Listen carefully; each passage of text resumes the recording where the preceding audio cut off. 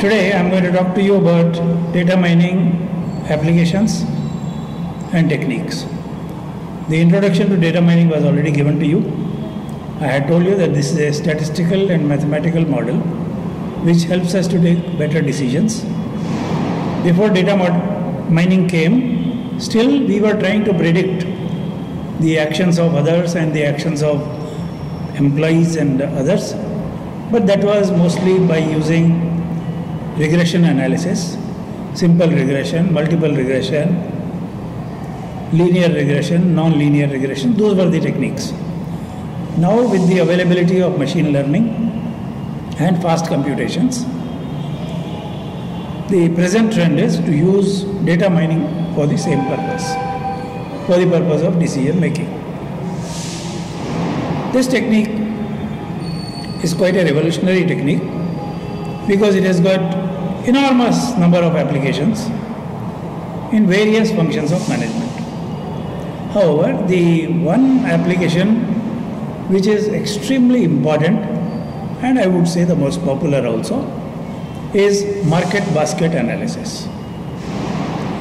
The term market basket refers to what we call in e-commerce the shopping cart. So when we go to a e-commerce site, say Amazon.com, we select so many products and we go on adding them to the shopping cart. Then when we are ready to check out, we say okay, check out or purchase the items, and then we are taking to the delivery slots when you want the item to be delivered, and payment procedure where you give your credit card, debit card details, you give your CVV number, then OTP comes, you make the payment and you check out. So in that the shopping cart is found to be there, and essentially it is nothing but a folder, a secure folder in which your selected items are getting added one by one, and then when you want to check out, they are displayed in front of you with prices and quantities, and you can decide to buy or you can add quantities, delete quantities, whatever. So this is a very important phase in procurement on an e-commerce site. When a customer comes to the e-commerce site and he has purchased some items, then frequently it so happens that he might forget certain items because nobody comes so well prepared with a list that he will not forget anything. We don't work like that because this is something which we do it quite informally, and that too in our private time, so people forget. So as a result, what happens is that the same customer logs in again and again and again to buy different items. This wastes the time of the customer, and it also wastes the resources of the server, because each time when he has to log in, we have to check his credentials. He may be logging in from a laptop where he has to give a username and password, or he may be logging in from a mobile app also. Even then we have to confirm the identity of the customer. Then if a OTP is involved for login by two-factor authentication, that means additional workload on my server. Then verification of the OTP. So all this is additional workload when the customer is not able to complete all his transactions in one go. Data mining, and in that market basket analysis, is designed to prevent this problem. So in this what happens is, when a customer starts interacting with us, we start collecting information about the behavior of the customer. Data mining is all about behaviors. So we collect the information about the behavior of the customer by keeping a history of the items which he has searched, the items which he has purchased, and the payments he has made, and the feedback which he might have given on the items purchased by them. With that, we try to profile the customer. We try to find out what are his likes and dislikes, what are his preferences in buying the product. This profiling of the customer actually helps us to make a mental picture of the customer without ever looking at the customer. In an offline store, the customer is standing in front of us. We can see the customer is male or female, how old, how young, how rich does she look, all that we can do in an offline scenario. But in an online store, we don't have that advantage. The customer is not visible. All that is visible to you is the customer's username and password. And at the time of registration, the customer might have given the mobile number and the email ID, and also must have registered his physical address for the sake of deliveries. So with this sketchy information, we don't really know what that customer may be expecting. But based upon the search history, based upon the purchase history, we can make a pretty accurate profile of the customer. One or two examples will tell you this. Let us say we have a new customer for the first time, and the customer has come to the website, and the first procurement made was some kind of cosmetic. So we can say the chances that the customer is a young customer. Well, of course, it is true that old ladies also use cosmetics, but more probability is that it is a young person. Then as and when they buy further things, say a book on management, we get to know some more thing about the profile of the customer. Okay, this customer may be studying or a student. Then the customer buys some food items. So from those food items, we know what kind of preferences they have. So like that, we try to profile the customer very indirectly. This activity is never shown to the customer. On your login page, it will never be available. You cannot know what the shopping site is collecting about you. But in the background, it is going on. So they get a pretty accurate idea of what may be your age, what may be your life cycle, stage. Are you a homemaker, or are you a student, or are you a senior citizen? A lot of things they come to know from your searches and purchases. For example, if a customer is buying repeatedly medicines for hypertension and blood sugar, we can reasonably guess that the person is either old or young and sick. So like that, we profile the customer, and this profiling is done through data mining. This helps a lot. One, it helps because the customer is less likely to forget now what he might need next. You can experience it on any good e-commerce site, for example, Amazon. So when you say that I want to finish my purchases, the next screen which comes in front of you is not the payment page. It shows what you might be forgetting. They show those items, and those items will generally include all those things which you might have searched for or you might have purchased in the recent past. This helps a lot because there is less likelihood now for the customer to forget what he or she is trying to buy. And for the website also, it is very helpful because it reduces the workload on my server. The workload of authenticating the password, resetting the password if it is forgotten, and two-factor authentication, OTP verification, all that time is also saved. So that's why market basket analysis is considered a very important application of data mining. With this profiling, we get a pretty accurate idea of the customer's profile and his or her needs. And therefore, we are able to sell more effectively on the website. This is the first application I wanted to explain. From business point of view, it's a very important application. The second application, which is also quite interesting from the point of view of marketing, is telemarketing. In telemarketing, there are two kinds of telemarketing actually. One is where we make outgoing calls.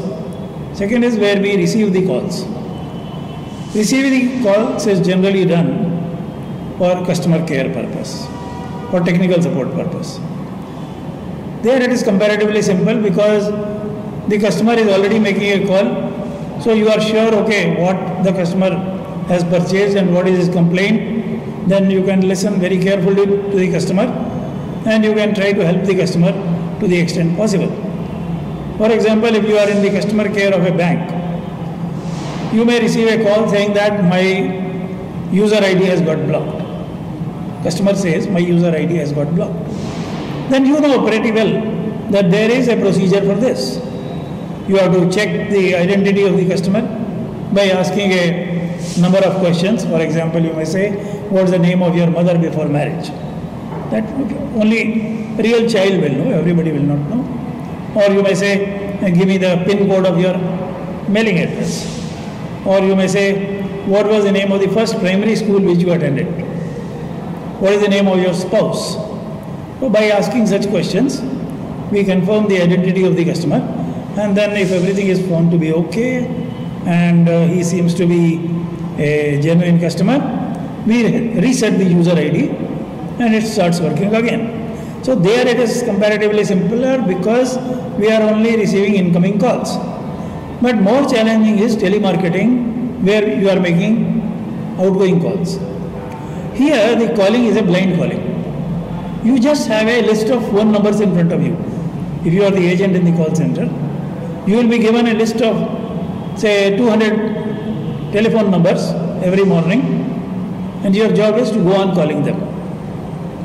Here the success rate of the call getting connected and you being able to talk to the client is very less. Many of the calls just don't get answered because your number is not in the contacts list of that customer. So the customer also knows that this is not a known contact. This may be a marketing call which is trying to sell me an insurance policy or a plot in Yadadri which I don't need. So many of the people just don't answer the call. They just touch the red button and disconnect. And out of the very few people who answer also, all will not be interested. I may receive a call saying that we are offering you a loan for home loan. We are offering you a home loan. Now I don't need a home at this stage. I already have homes. I am finding it difficult to find tenants for them. Why should I buy a new home now? So I will not show any interest, and I again talk very rudely to them and disconnect the call. Out of the calls that which an agent makes during the day, out of 100 calls, hardly 4 or 5 will be such which result in a sale. That means your success rate of selling in telecalling, blind telecalling, it's a shot in the dark. So the success rate in blind telecalling is never more than 5 to 10%. 10% is perhaps the ceiling. If you are able to achieve 10%, it means you are an excellent salesperson. Otherwise, it's not possible to reach the 10% level also. So supposing we could find some mechanism by which we could keep a record of all these calls, not only in our company but in other call centers also, which is possible. We can always share the data with other call centers also. Suppose we could do that, then we can have a reasonably good idea of which customers may be interested in this kind of service or product. There again, data mining can be used. The third thing I want to talk to you about data mining is in the area of genetics. Genetics is that science which deals with the DNA studies of a person or an animal or a organism, anything. So all living mechanisms, whether animals, fish, human beings, they have a DNA sequence which determines the physical and mental characteristics of the person and their susceptibility to certain diseases and all that. Now, this is an area which is a highly potential area which can increase the efficacy of the medicine, efficacy of healthcare by quantum leaps. Presently, our medical system is totally primitive. Let me say why I am calling it primitive. Especially in India, it's very primitive because each time when you are admitted in a hospital, you or your near and dear ones, each time when they are admitted to the hospital, all that we do is we register that person as a new patient. They may take your Aadhaar number, mobile number, perhaps a photo with a very crude web camera and give you a patient ID. With that patient ID, you go to the hospital bed and lie down, treatment starts. This is a very primitive method because here the doctor who is going to attend to you doesn't really know anything about your medical history. What were your previous diseases? What treatment was given earlier? What are the surgeries which have been performed on you? What are the medicines to which you are allergic? Doctor doesn't know anything. With this ignorance of knowledge, when doctor is going to treat a patient, that means either the doctor must spend a lot of time with you to know your past medical history, or the doctor just acts blindly, seeing the symptoms today and giving you an injection that may work, may not work, and in the worst case, it may have an adverse reaction also. This is not the way. Actually, in this respect, the government of India has made a little good beginning. They have recently means about 3-4 years ago, they have started an Ayush ID. Ayush ID is supposed to give a healthcare ID to each and every citizen of the country, and it is linked to the Aadhaar card of that patient also. The whole idea of this is that whenever you enroll in any hospital for any purpose, your Ayush ID will become available to the hospital. And all the procedures which are carried out on your body, surgical procedures or physiotherapy or medicines administered or injections given, they get recorded with your Ayush ID.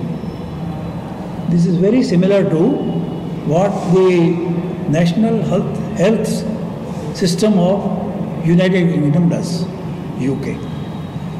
So in UK they have a very robust NHS, National Health System. As soon as a baby is born in a hospital, the Social Security ID is provided for that baby. And all the procedures which are carried out, all the health conditions which are observed, all the emergencies which they occur, they get recorded along with that Social Security ID. Now imagine that after 40 years, when that baby has grown up and become an adult, middle-aged person, at that time when that middle-aged person again comes to the hospital, by clicking on that ID, the attending doctor knows all about that patient. In our country also, that has to be achieved. And Ayush healthcare ID in our country is a step in that direction. Again, that is in a primitive state right now. Because now I have a Ayush ID, which I took about 2 years ago. For the past 2 years, I have not gone to a hospital. So still no record is available with my Ayush ID. As if for the past 55 years, I have never faced any health problem. It's a false statement. Actually, I have fallen sick hundreds of times. I have taken hundreds of injections, hundreds of medicines. All that information, where is that gone? It's gone, no? So our healthcare system presently is not at all technology based. Therefore, the attending doctors work in the dark. But this Ayush ID is also only a partial solution. The real solution is will be provided when this Ayush ID can be connected with the DNA sequencing of the patient. Because DNA sequencing is the one thing which tells what are the diseases, what are the health conditions to which a person can be susceptible. If your DNA is studied properly at this age, now at this age you don't have any health problem. Right now you are healthy like an apple, right? So at this stage, if your DNA is studied properly, it will be practically possible to predict in advance at what age you may start getting problems with hypertension or fluctuation of blood sugar. It is possible to predict that. So if we maintain full records about patient IDs at the national level, and also if we are able to link them with the DNAs of those patients, then we can say that our healthcare system will become truly modern. And this requires, again, the background of this information comes from data mining. Because, as I told you just now, a particular DNA sequence, it is susceptible to certain diseases at certain stages of life. Now, how do we get that basic information? Because this information is based upon observations of millions of patients who have already undergone that healthcare condition. So this is one area where the data mining applications, which are essentially based upon probability, statistics, mathematical modeling and simulation, they will become very, very useful for improving the healthcare system in our country. When this is done perfectly, the medical treatment can be precisely targeted. So we will, or the attending doctor will exactly know which drug to administer to you, in how much quantity, and which organ is to be targeted. That much accuracy of treatment can be achieved by using together the healthcare records as well as the DNA sequencing. Then next application I would like to talk about is adverse drug reactions. Now this is an area which deals with a very prominent area of pharmaceutical industry, namely drug discovery and drug approval. In the world, new diseases are always cropping up, new epidemics keep cropping up. Very recently we had COVID, and new epidemics will again arise in future also. For them again vaccines will have to be developed, and for the healthcare purpose new drugs have to be designed. Now all this is a very complicated process. Somebody thinks about a new molecule and finds a way of synthesizing that molecule in a laboratory, but you can't really start administering it to patients straight away because we don't know. Suppose there are adverse reactions, and let us say a few patients die, it will be very calamitous because human life is invaluable. We cannot play with human lives like that. So what they do is, first they do a lot of clinical trials on living tissue, small pieces of tissue taken from animal bodies. If there is no adverse reaction found in that, then trials are done on animals. Animals like rodents, rats, monkeys, chimpanzees, gorillas, their DNA is quite similar to human beings. Not exactly same. I mean, I'm not saying that we are nothing but chimpanzees, not like that. They are different from us, but they are somewhat more similar to us than, say, another animal, wolf. Wolf is not at all similar to the human beings when it comes to the DNA. So these trials are conducted on such animals which are close to us in genetics. Rodents are very close to us. Rodents, rabbits, and monkeys. So many of the drugs are tested on them now. Now how do we test? Because the monkey will not have that disease for which the drug is designed. So it's a two-step process.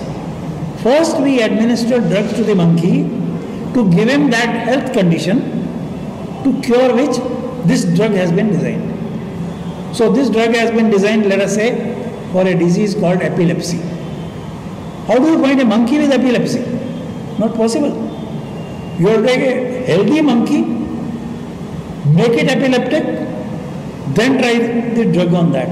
This is all done in laboratories. So it's a very complicated process.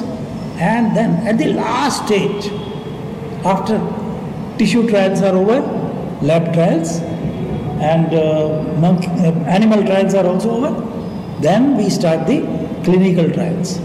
In clinical trials, on a very limited number of patients, the new drug is tried out and the results are carefully chronicled and they are carefully studied.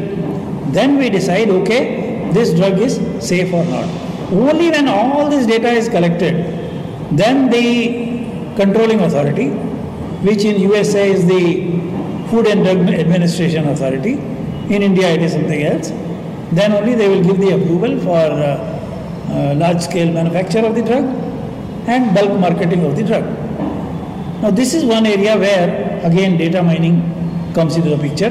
You have seen from the process described by me that a very large number of trials are involved in this. Trials on tissue, trials on animals, trials on guinea pigs in the clinics. So this is an area where data mining is one technique available to us. Next is in the area of HRM, Human Resource Management. Now even in human resource management, as you know, being a management student, that our activities are hiring, then onboarding, and discipline, and finally separation of the employee from the company. Everybody has to go through that cycle. So when we have to hire an employee, at that time there is a complicated process which we have to carry out. There may be a online test first, then there may be a telephonic interview followed by video interview, group discussion, then wage negotiation, and then finally the employee is given an appointment order and he or she joins the company. Then there is a process of onboarding where we try to give orientation to the employee, maybe for a week or so. Then the person is available to the company for the work. But attrition rate is very high nowadays and it's rising. Several decades ago, the attrition rate used to be very low. An employee used to join the company and then work with the company for maybe 2 to 3 decades. But today it is not the case. The average stay of the employee in the company may be hardly 1 year or 2 years. So that means the benefit that we get from the company and the benefit that we get from spending so much time and effort on the hiring process goes waste. To avoid this, what can we do? That means in simple English we can say, what can we do to predict that this particular employee whom we are trying to shortlist and hire, how long this person is likely to stay in our company. Informally, this is already being done. I would like to give you an interesting example from my own experience. I was in the electronics industry for almost the whole of my life. I became a college teacher only after that. Earlier I was in electronics. And in our company we used to hire the best electronic engineers from the best of engineering colleges, including IITs. Then we found a very interesting thing. We found that whenever we took engineers from IIT, they never used to stay very long in our company. They used to leave very fast. We analyzed the reason for that. The reason was IITians basically don't like to work in manufacturing. They like to work in research. So as a result, what was happening, whenever an IITian joined us, he used to get frustrated and leave the company very fast. On the other hand, other engineers who came from Osmania University, JNTU or private institutes of engineering, they used to stay with our company for a very long time. So we consciously took a decision which looks apparently wrong. We stopped going to the IIT for campus recruitment. Not to IIT, we will go to all other institutes. Now this was something which is unimaginable, because which company will say I don't want IITians? IITians are the cream of engineers. But we had to avoid them because our analysis showed that they were not likely to stick, because our company was not doing much research. We were into large scale manufacturing. Now this thing was being done very informally in my company, but with data mining we can do it more precisely. And last thing is in the area of surveillance. Surveillance is to find out which person or which situation can lead to a terror attack or theft or robbery or burglary or a financial fraud. So here again, the study of the behavior of the people is very important. And this is an area in which a lot of artificial intelligence is also being employed at present. For example, technologies like facial recognition of a person in a crowd. That is what is needed. China has done it very effectively. They can look at a crowd of thousands of people and they can identify who may be trying to be a terrorist. That much accuracy they have been able to achieve. And this is one area where data mining in association with artificial intelligence can give excellent results. So I will stop the class here today.